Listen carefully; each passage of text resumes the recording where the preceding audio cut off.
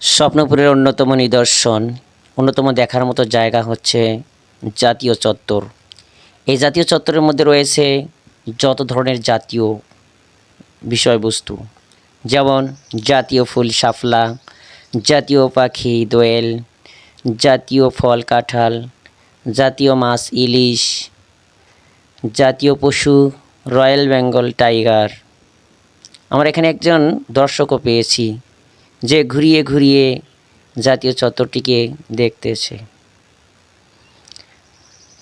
আমাদের জাতীয় কবি কাজী নজরুল ইসলাম, জাতীয় মাছ ইলিশ, নিচে দিকে রয়েছে বাংলাদেশের ঐতিহ্য, যেমন রাষ্ট্রভাষা বাংলা চাই, যা 1952 সালের ভাষা আন্দোলনের স্মৃতি বহন করে।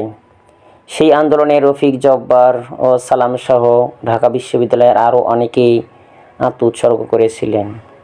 এছাড়াও এই চত্বরে রয়েছে পাকিস্তানি বাহিনীর, এই চত্বরে রয়েছে 1971 সালে 25শে মার্চ রাত্রে পাকিস্তানি হানাদার বাহিনীর বাংলা আক্রমণ।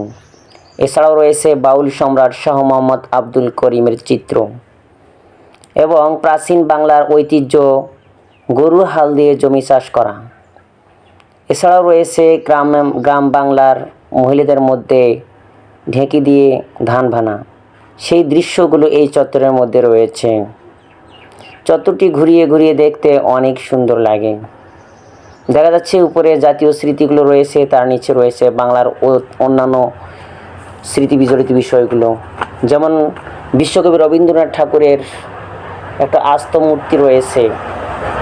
এর পাশেই রয়েছে অনেক সুন্দর সুন্দর গাছালি।